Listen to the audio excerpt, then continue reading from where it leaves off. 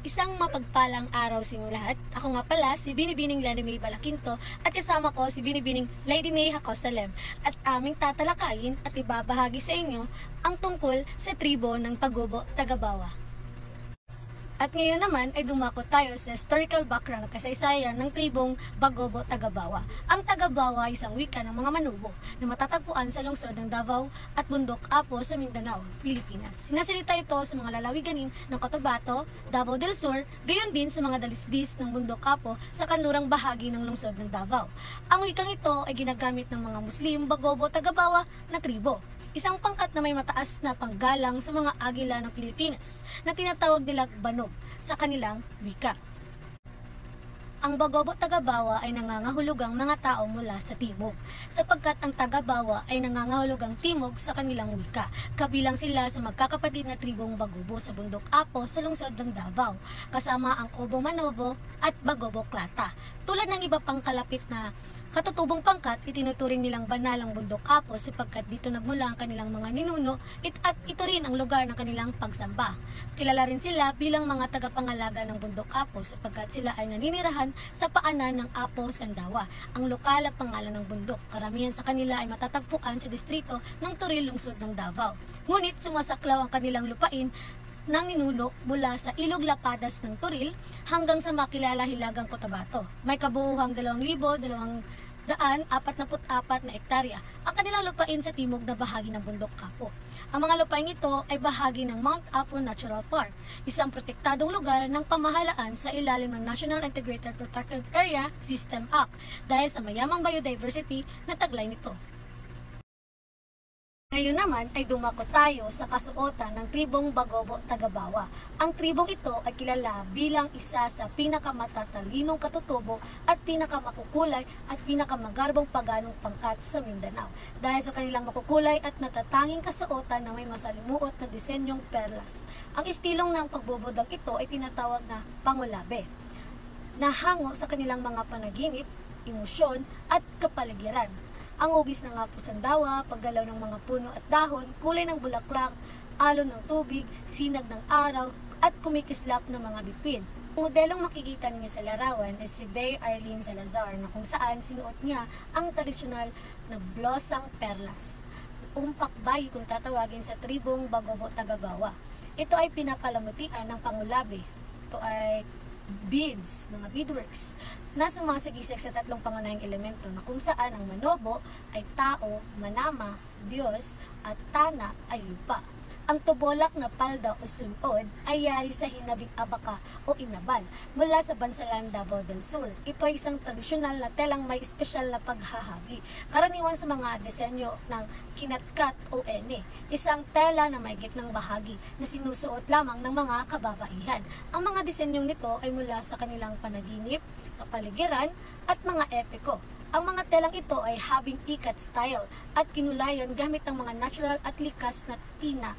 Bukod dito, ang kanilang kasuotan ay nilalagyan ng mga tradisyonal na palamuti tulad ng salakbat, kwintas na may pangil ng baboy ramo, tubo, palamuting kawayan na ginagamit sa sayaw, lolen, panaklob sa ulo na gawa sa buhok ng mga kabayo na isinusuot ng kababaihang kabilang sa maharlikang pamilya.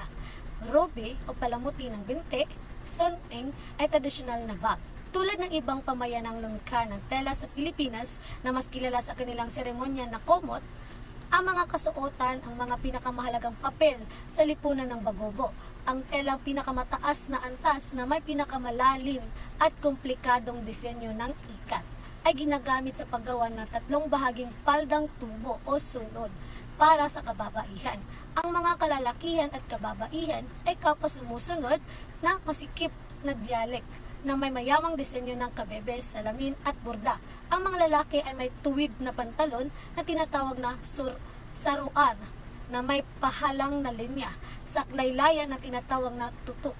Ayon sa pananaliksik ni Quezon, sa paniniwala ng Bagobo, kapag nakapatay ang isang lalaki ng dalawang tao, siya ay nagiging magani, mandirigma na pinuno, at maaaring magsuot ng pulang bandana na hinabi ng mga babaeng babaylan. Spiritual leader. Kapag nakapatay siya ng apat, maaari na siyang magsuot ng pulang pantalon At kung 6 na beses, maaari na siyang magsuot ng buong pulang kasuotan. Tanging mga magani at mabalayan lamang ang may karapatang magsuot nito. Bagaman, minsan ay pinapayagan din ng ilang kababaihan at anak ng mga pinuno.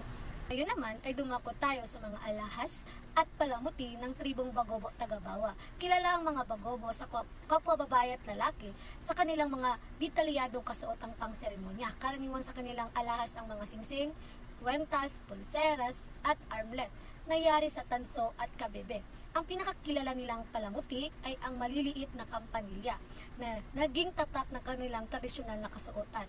Ang mayayaman ay may earplugs na yari sa mga garing mula sa Borneo. Ang mga kababaihan ay nagsusuot din ng mga plumahe at suklay na may disenyo ng perlas bilang palamuti sa kanilang buhok. Yun naman ay dumako tayo sa mga sandata. Ang pangunahing sandata ng mandirigmang Bagobo ay ang kutsilyo at sibat. Karaniwan, ang labanan ay nagsisimula sa paghahagis ng sibat. Bago lumapit para sa mga labanan gamit ang kutsilyo, ang pangunahing kutsilyo ay tinatawag na sangi o kutsilyo ng babae na may maikling talim at may paitaas na kurba. Samantalang ang kanilang pangunahing espada naman talaga sa labanan ay ang kampilan na may mahabang tuwid na talim. Mayroon ding bag at basket sapagkat gumagawa ang Bagobo ng iba't ibang bag na yari sa abaka. Karaniwan ang mga kalalakihan ay may patag na bag o flat na bag na isinusuot sa likod habang ang kababaihan ay may mga maliliit na bag at pouch. Ang kanilang mga basket ay yari sa kawayan, ratan o pandan at may 3 uri ng habi. Kadalasang may 3 paralel na guhit na matatambok ng disenyo, may tenan at kabibe at perlas. Ang aking tinalakay ay ilan lamang sa mga impormasyon at bagay na mayroon ang tribong Bagobo Tagabawa. Ang karugtong ito ay tatalakayin pa ni Binibining Lady May Hacosalem. Good day everyone, I am Lady May Hacosalem. So today let's talk about the musical instrument of Bagobo Tagabawa, their traditional food, ceremonies, and social status. The palakpak o udok used for timekeeping during rice planting and harvest. The method of sound production is plucking.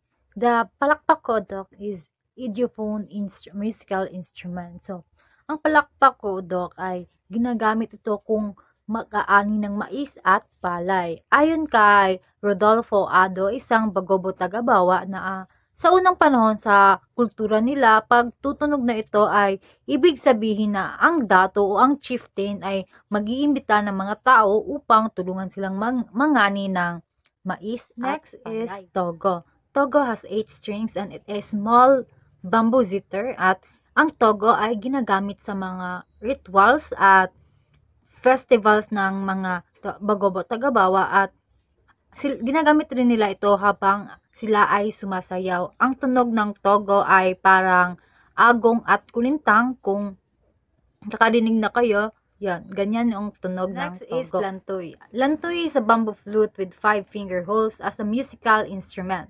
Ayon pa rin kay Rodolfo Ado, bago pa sila matutulog nung kabataan nila ay pinapatugtog ito ng kanilang lolo. Since wala silang radyo dati ay lantoy ang kanilang pinapakinggan at ito rin ang nagsisilbi nilang alarm clock o lantoy ang gumigising sa kanila sa madaling araw. Also, lantoy is used for self-expression and entertainment. Next is asa sa kagig manok. So, ang instrumento na ito ay hindi tutunog kung walang tubig. So, sa pamamagitan ng tunog nito, ang mga ibon ay lalapit sa iyo at malalaman mo ang iba't ibang uri ng ibon at ang kanilang mga tunog. Dahil dati ang mga tao, 2 lang ng klase ng ibon ang kanilang kilala. Kaya sa pamamagitan ng instrumento na ito ay malalaman nila ang iba't ibang uri ng ibon. Ngayon ay dumako na naman tayo sa kanilang traditional food. So, hindi talaga mawawala ang ludang sa mga Bagobo dahil isa ito sa mga pinagmamalaki nila. Ang ludang is an appetizer or side dish. It is a dish of taro root. So, kung hindi nyo alam yung taro root, in Bisaya, it is the gabi. So, ang ludang is a dish made with vegetable, gata ng niyog at dried fish o yung tuyo. It is a unique part of the Bagobo cuisine. So, ang mga gulay rin na ginamit dito ay galing pa rin sa dahon ng taro at katawan ng taro o yung pinaka-stem ng taro. Makikita nyo sa pangalawang larawan ang taro. Next is nilutlot na manok. So, ang pinaka-ideal na gamiting manok dito ay ang native chicken. So, the chicken is cooked inside a kawayan with coconut milk or the gata and lemongrass, ginger, and other spices. So, ang nilutlot ay hinahain na may kasamang side dish at ang kadalasang ginawang appetizer or side dish nila ay ang ludang or ang sayote salad. So, it's up to you, no, kung lalagyan mo ng silit kasi masarap ang guys, yung nilutlot. Yes.